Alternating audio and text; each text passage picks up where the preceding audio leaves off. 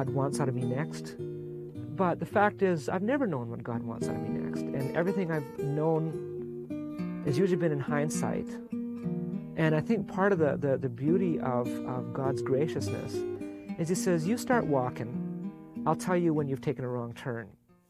I think He has a tremendous ability to draw people into worship. There's a great intuition, a great sense what's appropriate at a certain moment. His words and his lyrics move my soul. I think what's very special about his music, it is born out of our community life. For me, it's almost every time I hear him sing, tears start coming to my eyes, and it's not anything that I can, it just touches my soul. It seems that when I sing, people encounter God in a worshipful kind of a way. That seems to be part of the gift I have, and so I think it's a long-term focus for me. I think that it has something to do with the particular person I am that God made, and that with the particular mix of gifts that I have, that worship is certainly a focus of what I do, and I think it always will be.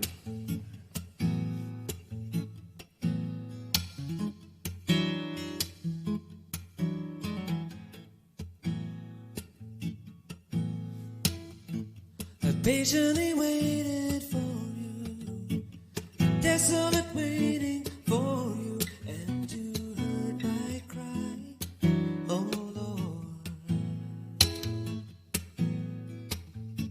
You pulled me from my rebog and you set me upon a rock and made my steps secure, oh Lord.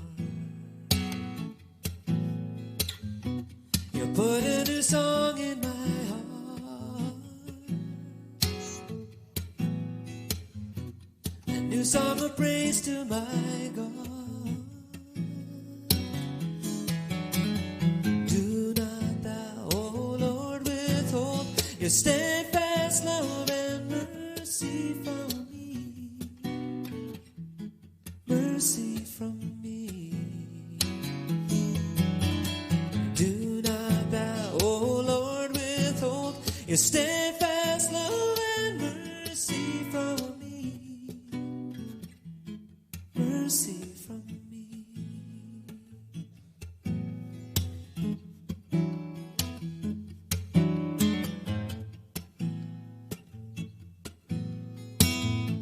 I told the great congregation the good news of your salvation. I could not conceal it anymore.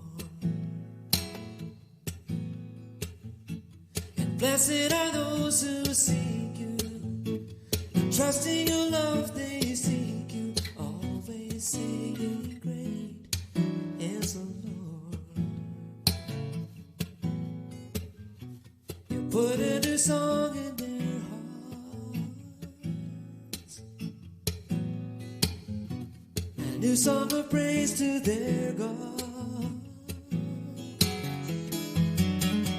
Do not thou, O Lord, withhold your steadfast love and mercy from me, mercy from me. Do not thou, O Lord, withhold your steadfast love and mercy from me, mercy from me, mercy from me, mercy from me, mercy from me.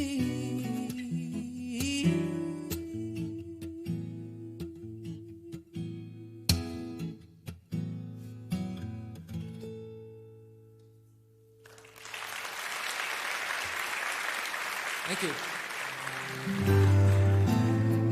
I'm a PK, or a preacher's kid, and my father is a Baptist minister, which makes my mother Baptist minister's wife. And we grew up basically in church. You know, it was in Alberta.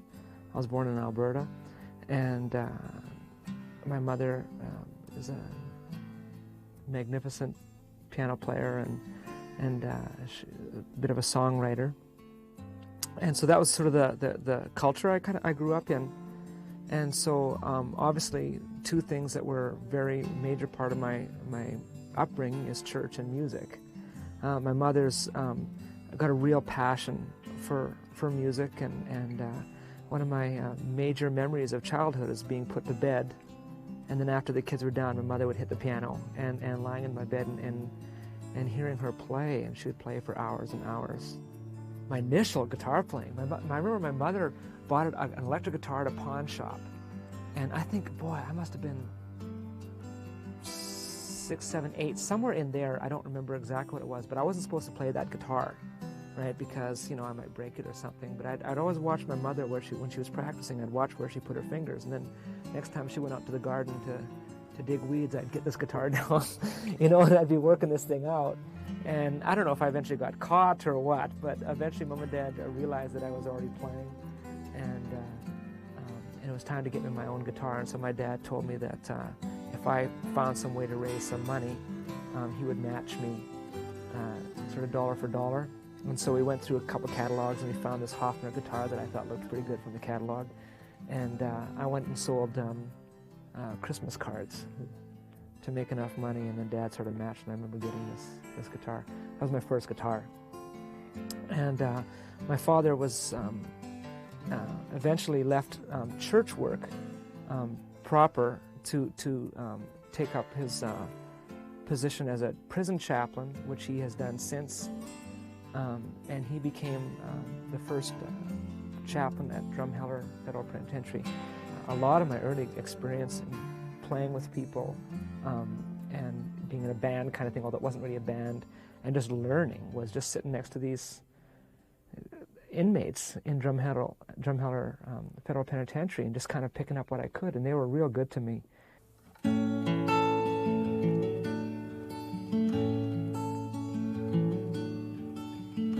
I hear a giggle at my side, and it's a happy face I turn to, full of innocent desires, never turning feelings into hide. But then you're much too young to join that crazy ride.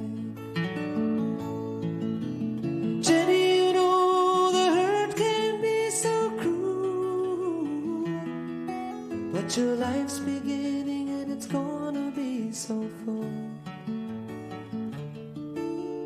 2 years old ain't much, but it's a start, and already the love you've shown me warms my heart.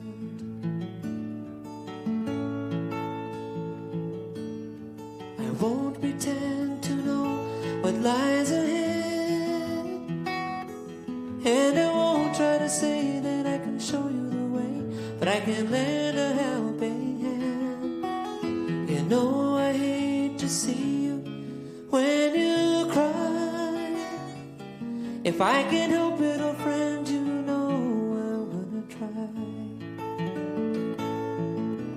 Jenny, you know the hurt can be so cruel, but your life's beginning and it's gonna be so full. 2 years old ain't much, but it's a start, and already the love you've shown me warms my heart, and in my heart I'll hold her, though the chances are I'll never know her long run anyway. So I will give her over to the love that holds the children. Oh Lord Jesus, keep her safe. Jenny, you know the hurt can be so cruel, but your life's beginning and it's gonna be so full. 2 years old ain't much, but it's a start, and already the love you've shown me warms my heart, and already the love you've shown me warms my heart.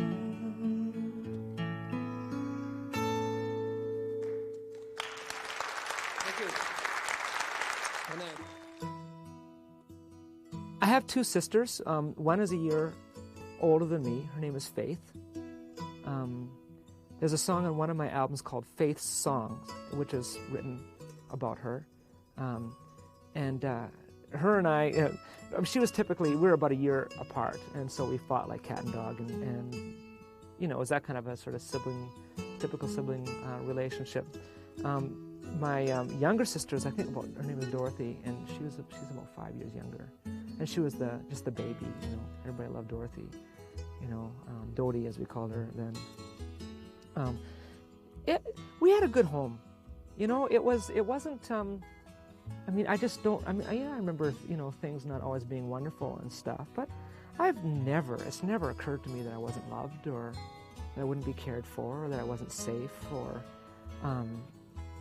it's never occurred to me that I wish I had different parents. I've always loved and deeply respected my parents, and I've always felt that they loved and deeply respected me. It was very mutual. Like even as a kid, you know, my parents would often say to me, "Boy, we need your help around the house this weekend. When could you do that?" Do you know what I mean? They would always sort of be respectful of the fact that I had my own agenda. And so they'd say, "We need your help. When would you be able to give me a hand at this or give me a hand at that?" And when you're asked that way, you're shown that they respect who you are. And so there's never a question that I would help out at home. A fellow named Father Bob McDougall. He had been a co-chaplain with my father at Stony Mountain Prison. And he was a Catholic priest. My dad was the Baptist priest, or a Protestant priest. Minister, sorry, we don't call Baptist priests. And but they were great friends, and Father Bob had always taken a keen interest in me. We were just good friends. You know, he was like an uncle. And he phoned me up and he said, "Steve, are you still doing music?" And I just said, "You know, I don't know. I don't know what I'm doing anymore." And he said, "Well, listen," he says, "I've got a bit of a little television ministry happening, and I could really use some music to send to people. Would you be able to put some songs on tape and put a little album out, and then I can use it as sort of a gift item?" My whole first album was basically commissioned by Father Bob McDougall for his ministry. Never occurred to me I'd use it for any purpose other than Christmas presents for my grandmother and my parents and stuff. And we Comfort My People album came out. It was packaged originally with a picture of me and Father McDougall together. We made several hundred copies, and I sent most of them to him and kept a few for myself, really, is what it was, and kind of thought it was over. Well, people started wanting this thing. So I made a few more, and I made a few more, and a few more, and all of a sudden it was building, and I'm wondering what's going on here. But it didn't take long before I was getting calls to go and sing in concerts and in churches and in picnics and festivals, and you know, you're getting letters from Australia because somebody bought the tape and sent it to another person there, and it seemed to help that person in their walk. And that whole album was pretty much a miracle. It took off in a way that nobody expected, and all of a sudden I started to realize what I'm about. My calling and vocation got solidified when a few months later Father McDougall phoned me again and said, I'm going on a ministry trip to Asia, to the Philippines and India and Thailand. So I went, and I was in the Philippines, and I just heard a call there. I don't know, it's like God said to me, actually through a person, you go sing and play. What happens as a result of that is really none of your business. But for you, Steve Bell, to be obedient to me is that you just go sing and play. It was so clear what God is asking of me. And no details. Didn't say Christian music, didn't say secular music, didn't say do albums, didn't say concerts, didn't say big time, small time. No details. He just says, for Steve Bell to be faithful to God, he's going to go and sing and play. And I've been singing and playing pretty much ever since then. Did I do God is a good God? Yeah? Do you want to do it again? Yeah, see everybody up. He lifts you up, and he turns you around, and he sets your feet on higher ground. Lifts you up, he lifts you up, and he turns you around, and he sets your feet on higher ground. God is a good God. Yes, he is. God is is a good God. Yes, He is. God is a good God. Yes, He is. God is a good God. Yes, He is. Yes, He is. Yes, He is. Yes, He is. Yes, He is. Yes, He is. Yes, He is. Lord, please love us to the Lord. Amen.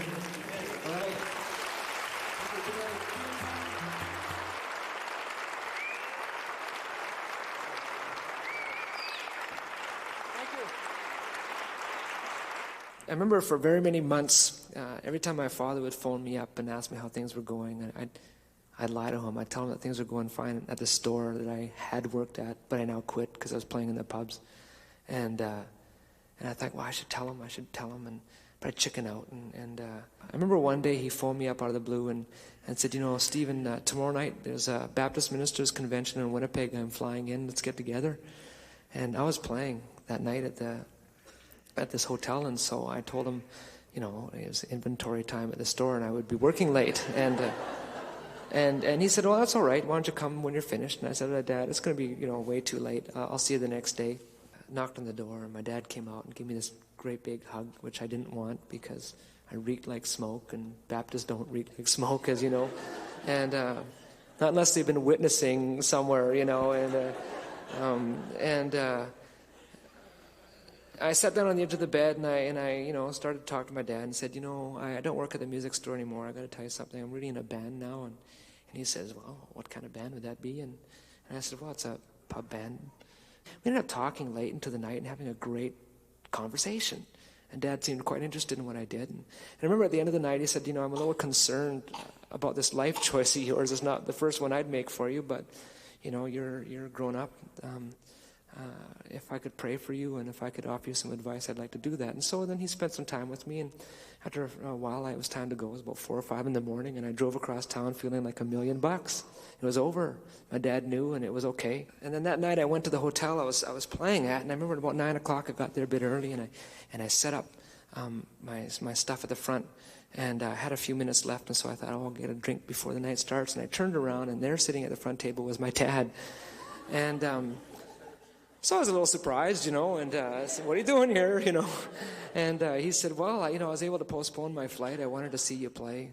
And so I sat down with him and felt pretty awkward. And my buddies, of course, came around, which I had to introduce my father to them, Reverend Alf Bell, which would, give them the hint to watch their language, and which they did. And we all ordered our, grape juice and stuff, because the parson was there. And about 2 o'clock in the morning, my dad and I were still there. Dad stayed all night, and it was time to take him back home. He walked out on his own. I didn't have to carry him or anything. And I remember driving him back across town, and we got to the hotel, and he was just getting out of the car. And I grabbed his hand, and I said, Dad, I can't believe you came there. And he looked at me and said, well, how could I not? You're my son. And my dad had come and he had postponed a ticket. He had gone to a place that he probably wouldn't have liked to have been caught at by his deacon board, and came and spent an evening with me. And he went to great lengths to keep the relationship open, to let me know that he knew who he was. He was my father. He hadn't forgotten that. And he also knew who I was. I was his son. He hadn't forgotten that either. And this is his way of letting me know. And I think it's a little bit of a hint or a little bit of a window into the mystery of Christmas, a God who goes to unbelievable lengths to keep the relationship open. How blessed are those whose sins are fully forgiven. How blessed are those to whom Yahweh harbors no ill, to whom His Spirit is known. I said not a word, and my bones they wasted away from groaning each day and night. Your hand lay heavy upon me. My heart grew thirsty, so I made myself known to you. I will not hide my shameful soul, my darkest side, and you loved me and held me, and you forgave my sin.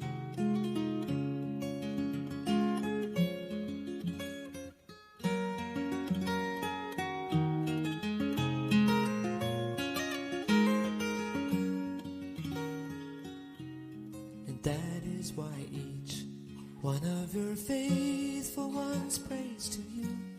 In times of distress, though dark rivers overflow, you'll never loosen your hold, and I know it's true.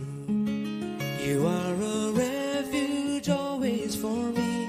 You guard me with hope, with songs of deliverance surrounding me. So I make myself known to you. I will not hide my shameful soul, my darkest side, 'cause you love me and hold me, and you forgive my sin. I make myself known to you. I will not hide my shameful soul, my darkest side, and you love me and hold me, and you forgive my sin, and you forgive my sin.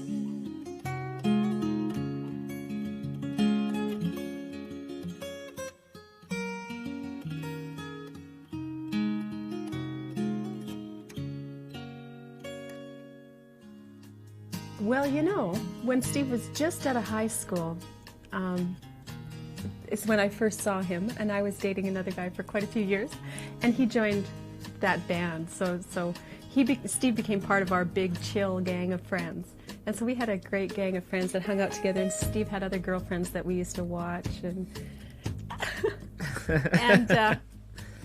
and so we were just part of, like, brother and sister. And actually, when I was in university and Steve needed a place to live, somebody moved out of the apartment where I was living, so I lobbied to get my buddy Steve in the apartment next there, and we just had a great bunch of friends who hang out and did picnics together and all that kind of stuff all the time.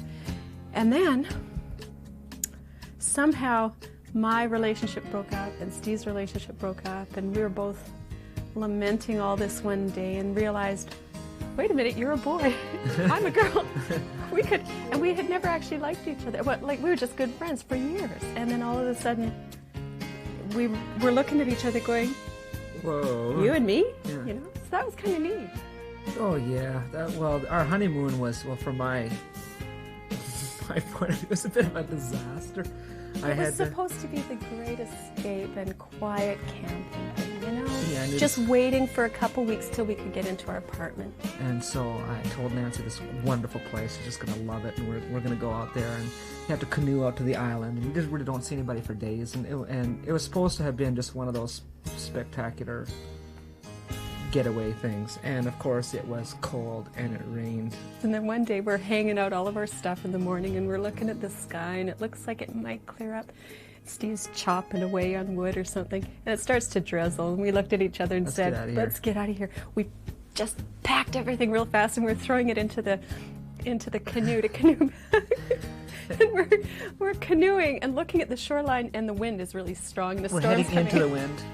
And we're drifting we're back. Moving. Like we're watching the shorelines, and we're going backwards. And we'd stop to laugh, and then we'd drift backwards, and then we'd go, okay, go, you know. And so hard work right from the beginning of our marriage. Yeah, really our hard been, work, yes. hard work.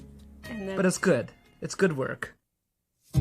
When Steve goes on the road, there's always the day before, and the kids are sad because Daddy's leaving for a few days.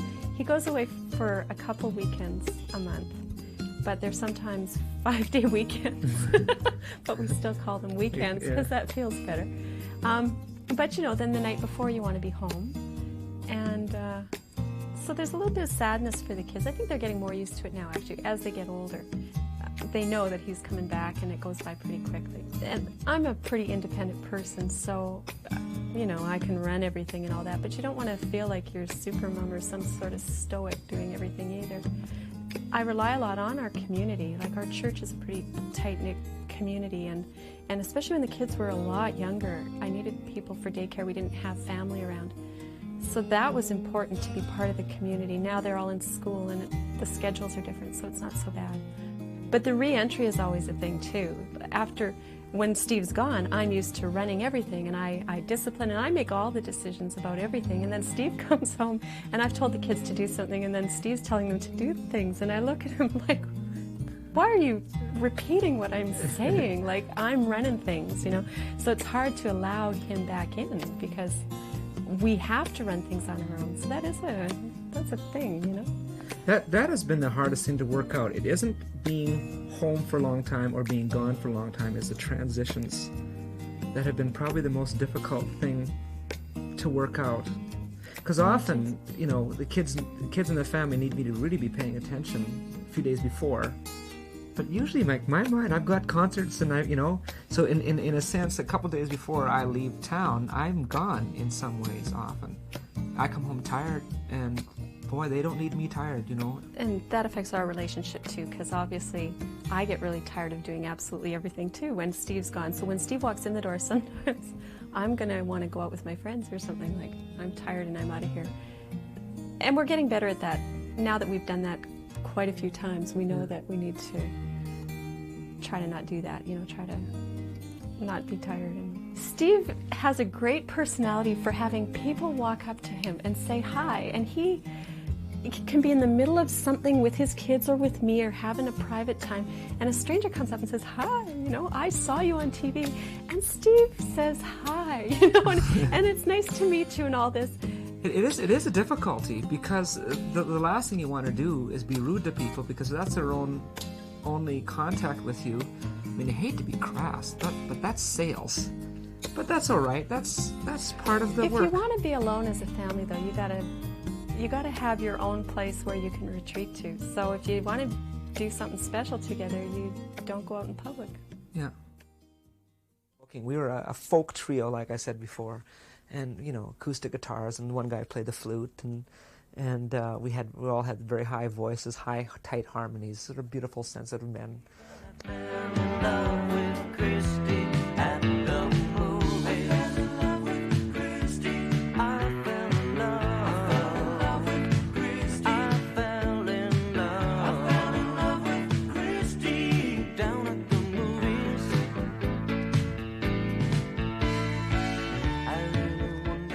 The last night of that thing, Saturday night, I remember telling the guys, I don't even want to stay in the hotel tonight. Let's pack up, let's drive through the night. I want to get home. And the song, Will We Be Alone Tonight, was kind of written, it was written later, but reflecting back on my feelings of coming to the border of Manitoba and realizing I'm almost home, and these last few miles are going to be excruciatingly long. And then the sudden just terror, like, what if friends are over? What if Nancy isn't alone and I can't be with her? And so that song was sort of written with that kind of passion in mind. Still the ways to Manitoba. It's been a while since I've been gone. It's been a day since we were talking on the phone. Still ahead the longest distance, just the last few miles to go. And Lord, I pray there's only one smile at the door. Will we be all alone tonight, just to be what we both know is right? Will a candle be burning? Will love have a chance to ignite? Oh, will the risk give us just one more day? Lord, I hope she has planned it that way. All I want is to know, will we be all alone tonight?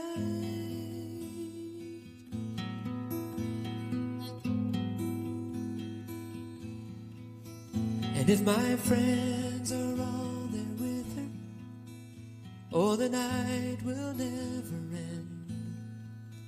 And I'll just have to smile and try to act surprised. I suppose they'll laugh at all my stories, and we'll be glad I'm home again.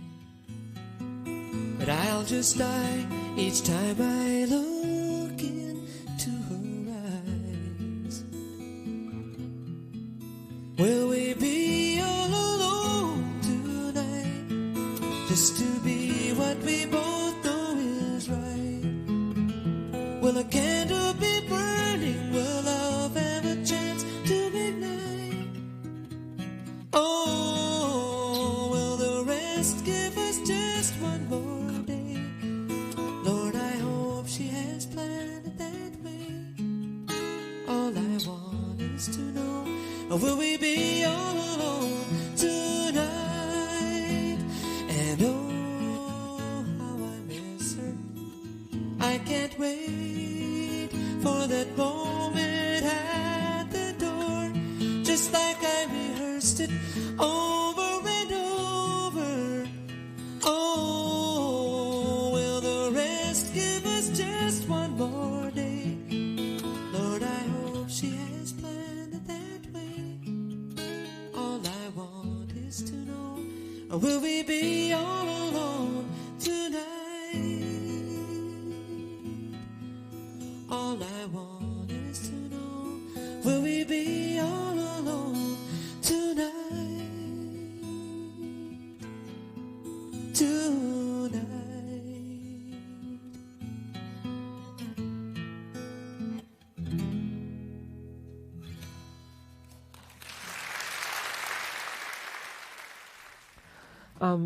I don't think there's anybody that's been more of an influence on me than my mom, musically speaking. I mean, music was more than just something to do or a pastime or something to be in the background. It moved her deeply. More than anything, I remember watching her play and seeing that it did something to her. And it, as a result, did something for anybody that happened to be listening. And I think I realized a great power of music. When I was in high school, I assumed I was really big into trumpet playing, and I assumed I was going to go to university and get a music education degree and be a band teacher, high school band. That was sort of my assumption of what I would do. It never occurred to me I'd be doing what I'm doing now. Started playing the nightclub scene, and basically spent the next 10 years playing bars. Eventually got married, and my wife and I had children, and playing 6 nights a week in the bars is just not really a family lifestyle. I knew I had to get out. I eventually did quit. Well, I quit several times. I always went back to it. Finally, I did quit. And it was one summer, I just really felt God saying to me, this time your life is over. There's something else you're going to be doing, and trust me. I took a whole year at home, and I was sort of the home caregiver and cleaner and cooker and diaper washer. And it was in the middle of that year, for the first time in my life, it's hard to describe how this happens, but it just happened for me. The scriptures, the Bible, came alive for me in a way that it had never been before. And it's as dramatic as this. Like one day, reading the Bible was not unlike reading a dictionary or telephone book. I mean, it was dispensing information, and that was about all. And then the next day is like this thing is alive in your hands, and you realize that somehow the Almighty God who created all things, is present to you in this word. But the Bible came alive. It's like the Psalms and the prophets and the New Testament, all these stories all of a sudden had meaning to me, and they became relevant. And my songwriting just took off. All of a sudden, it's just like every day a new song would come out, and usually scripture-based. Usually one of the Psalms or a piece of Isaiah would come alive in a new way, and that night the music would come. It's like bang, bang, bang, song after song after song. It was astounding. It's only been the last 5 or 6 years that I've considered myself a guitar player. Up until then, it was mostly just accompaniment. And then I started getting comments on my playing, and I started to realize that to a certain degree, my style in itself was somewhat appealing to folks, and they seemed to like it. And so I'm now taking it a bit more seriously than I used to, as a thing in itself. Several years ago, I was recording an album called Deep Calls to Deep. It's one of my albums, and I needed a guitar for a song called Cash Island, and I was kind of looking for one that would sound really good, and the one I had wasn't really didn't have the right sound or whatever. And Gord Johnson a friend of mine that I work with in Unlikely Icon band, he suggested there was a fellow in town that I knew that had been building guitars for a couple of years and that he was getting kind of good at it. And so I remember going down and seeing Daryl Perry and saying, can I see some of your guitars? And he happened to have one there that I just fell in love with, and I asked if I could borrow it. And I brought it back to the studio here and recorded the song. And I was so taken by the guitar that I immediately kind of went back to him and said, I would like you to build me one. And there's nothing like it. When a guitar maker nails a guitar, he makes it for you, and when he actually captures what you were hoping for and gets it, it's an amazing thing. And the first guitar he built for me is still my all-time favorite guitar. I've never played one I like better, and I've played a lot of great guitars. It just suits me. This is the newest guitar I've had made for me. Daryl just finished making this one for me. It's quite a different guitar than the other. The other guitar it was pretty much made to handle many. It's kind of a jack of all trades. You got to be able to strum it. You got to be able to pick it well. It's got to have a lot of volume, and it's got to be roadworthy. It's got to be kind of tough, and it is all of those things. And so I can play many different styles comfortably on it. And then after you kind of get used to that, then every once in a while you want something that really does one thing well. And this is a bit more like that. This is a finger-style guitar. It's a lot more delicate. It may be a bit extravagant. It's not a need. It's something, but it's pretty. You know, I wouldn't want to do a heavy country tune on it. It just wouldn't translate well. But it's a very delicate sounding guitar.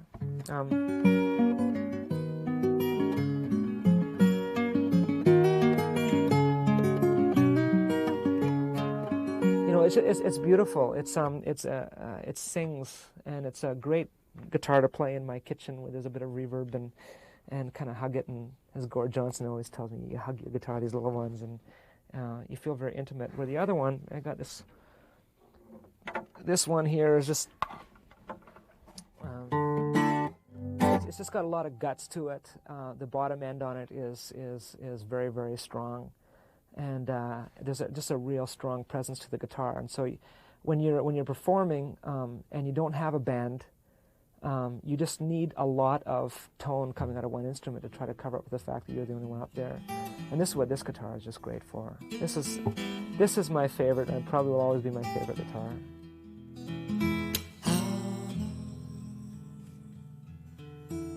Have you forgotten me, oh Lord?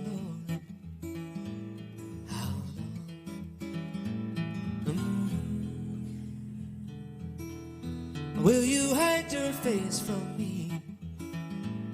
How long? Look on me, answer my call. Oh Lord, my God, I need some light before I fall.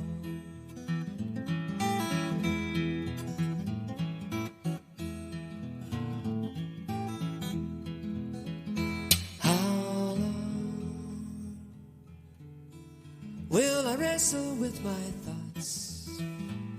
How long?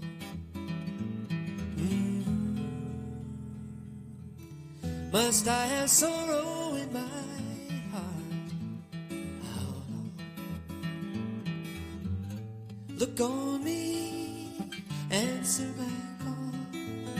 I cry every night, but you don't seem to hear at all.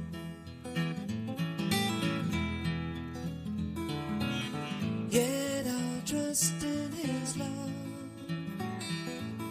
Yes, His unfailing love. And I will sing out my days that you've been good to me. Yes, you've been good to me.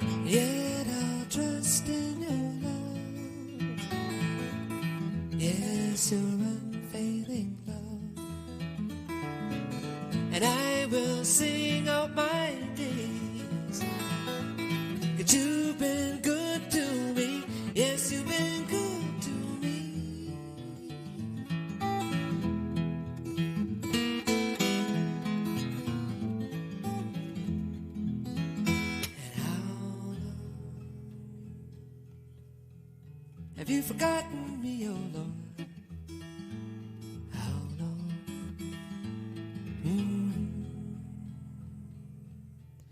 Will you hide your face from me? How long? How long? How long?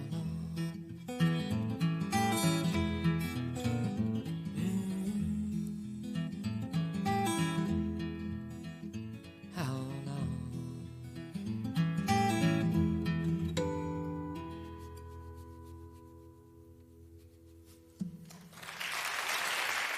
Our relationship got solidified on a business end with the Burning Ember album.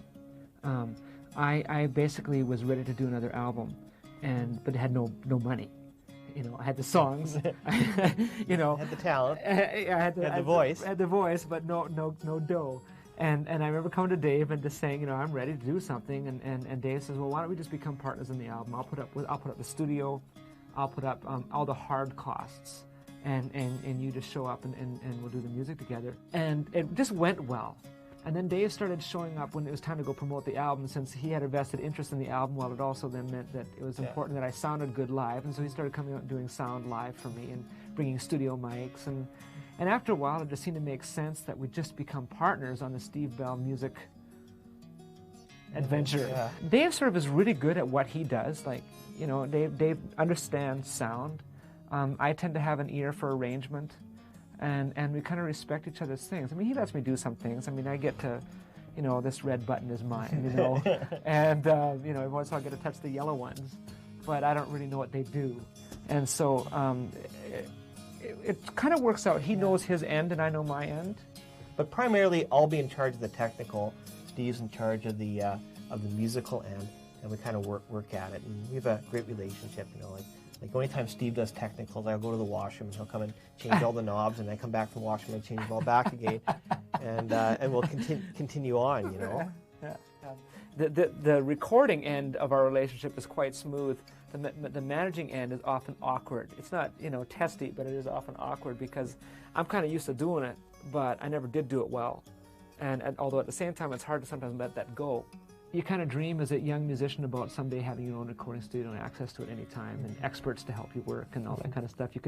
I could never afford this, but it just that Dave had it, and it was there to share, and so it's ended up being a real good relationship.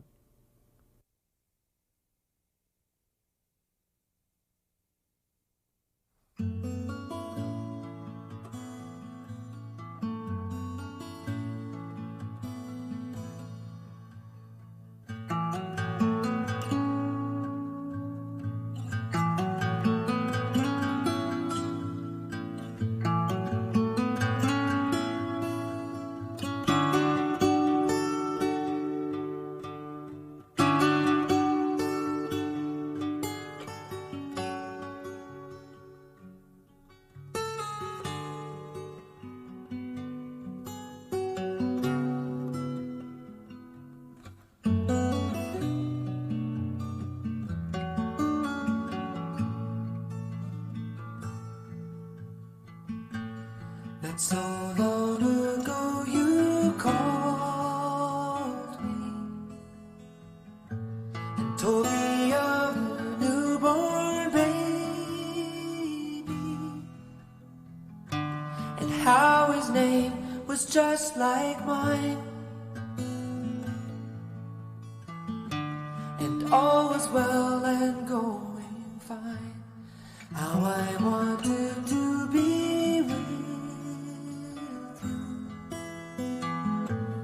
just one chance to hold my nephew. A curious bond, these family ties, strong and safe across the miles.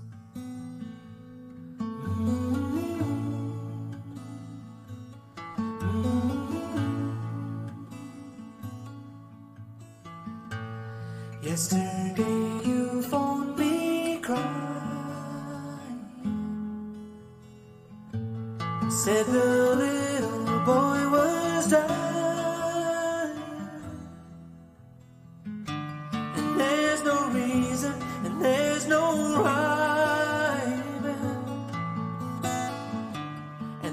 there's no way to share the pain. Winds of sorrow, winds of laughter, do not pass us by till after. A quiet melody of joy in memory of the baby boy.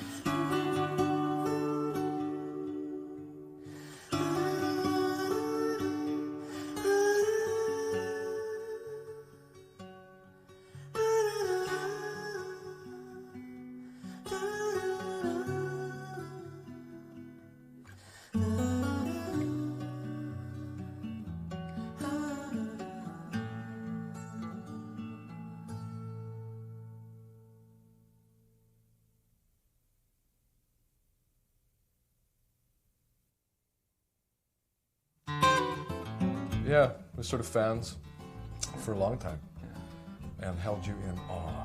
There was this circle of people. And look what it did for him. Yeah, look what it did for me.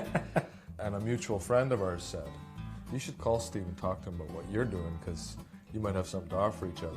Shortly after that, I got this call from this Anglican priest that was interested in what I was doing, and we sort of became fast friends and partners on this kind of this ministry.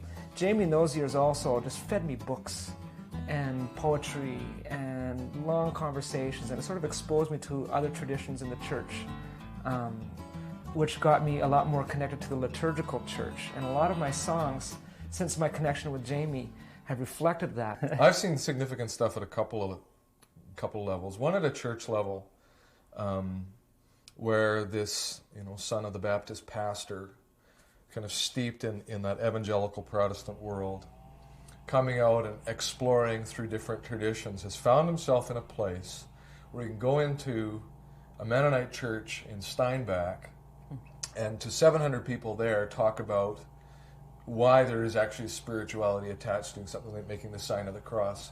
And it was this, well, I saw you do this at this evangelical church in Steinbach, and 800 Mennonite and affiliated people all kind of went like this with him, and then kind of went, geez, the roof didn't fall in. But there was a kind of a way in which he can reinterpret to the evangelical world the credibility of a liturgical world, come into the liturgical churches, like my own, do an event for the Anglican diocese, and bring some of the best of his roots into that, and tell stories and break some of our stereotypes. And I think there's an incredible bridge built.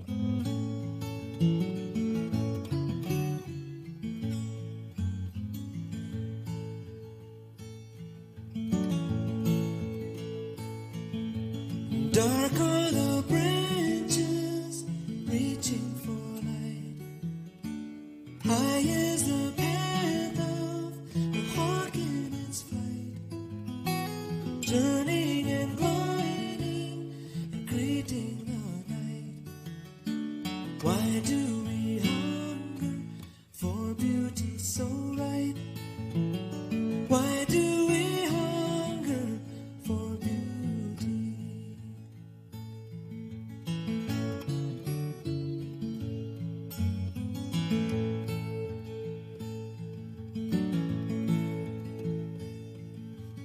Frost on the window, it's never the same. So many patterns fit in the frame, captured in motion and frozen in flame. And in the patterns, is there a name? Why do we hunger for beauty?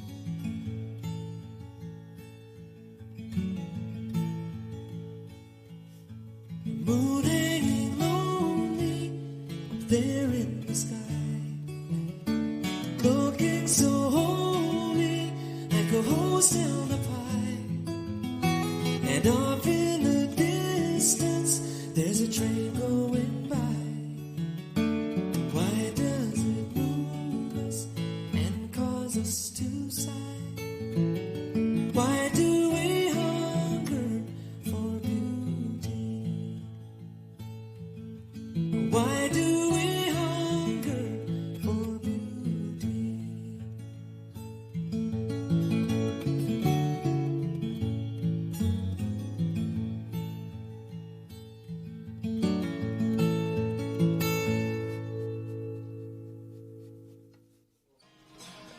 Probably the other great influence in my life is just the church I belong to over the last 13 years. My wife and I started going to this little house-type church years ago. We've been there, I think, 13 or 14 years now. And of course, it's grown. And it's been very much an intentional kind of a community kind of concept. People really try in this particular church to share a fair bit of their life. I'm just very conscious of the fact that so many of my songs arise out of having spent many years with other people and their influence and the conversations. And in this particular church, I've just been exposed to a lot of different ways of reading the gospel. And that's just been good for me. It's been good for my songwriting. It's been good for my own experience and my own wrestling with God, trying to figure out who God is and what does that mean for me. Most of my songs got tested there first, and most of the initial encouragement from the ministry comes from there. Our topic for the next 4 weeks or so, 4 or 5 weeks, is going to be worship. And this is probably my favorite topic. It's one I've read and pondered on more than almost anything else, any other topic. And it's such a vast and wonderful topic, but it's also a dangerous one. It's the kind of topic that has split churches. Let me read you something. I don't know where this quote comes from, but it moves me. It says, "We do not expect to encounter the living God without fear and trembling, and we do not expect to come away unchanged by this encounter." To me, that's the beginning of what we're doing here.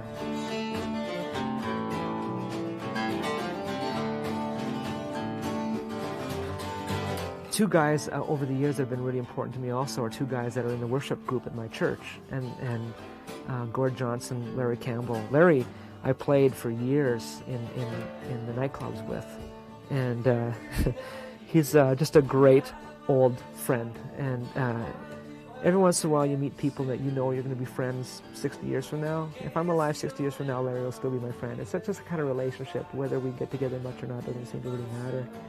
Gord Johnson is also a great friend of mine, and he's the one that actually introduced me to this particular church. He came out to a nightclub years ago and asked me where I was going to church and what I was doing with my whole spiritual walk, and I wasn't doing anything with it at the time. He started describing Grain of Wheat Church, and I remember when he talked about it, my heart leapt inside of me, and I kind of knew I could probably fit there, and I've been there ever since. I was also with Steve when he was first thinking about, what am I going to do? I just left the music store thing, and I've got to work, and everybody was always saying, why don't you go play? I mean, you're a great voice, great player. Why don't you go sing for a living? So, well, I don't know, how do you do that? Got a gig, like, he phoned on a Friday and got a gig on a Monday. Yeah. But he didn't know anything. I went to the first night that Steve played in some little lounge, and he's got this music stand with just music pouring off the side. Nobody else is there. I didn't go over really well. I thought it was great.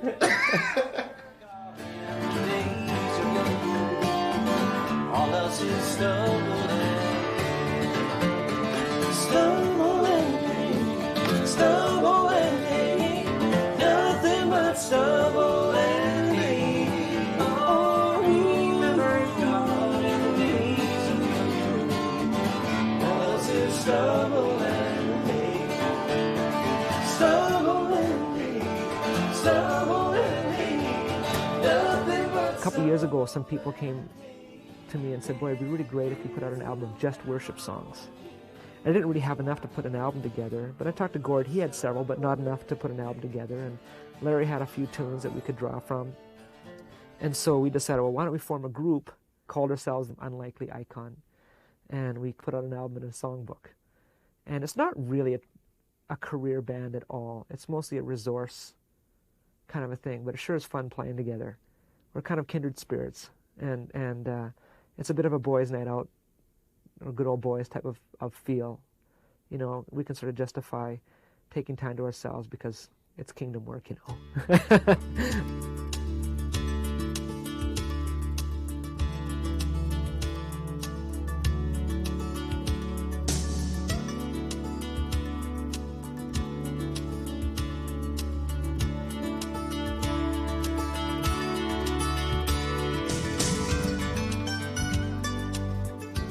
That the Almighty God, with all that power and all that resource, would choose to allow me in on His work is just such an honor.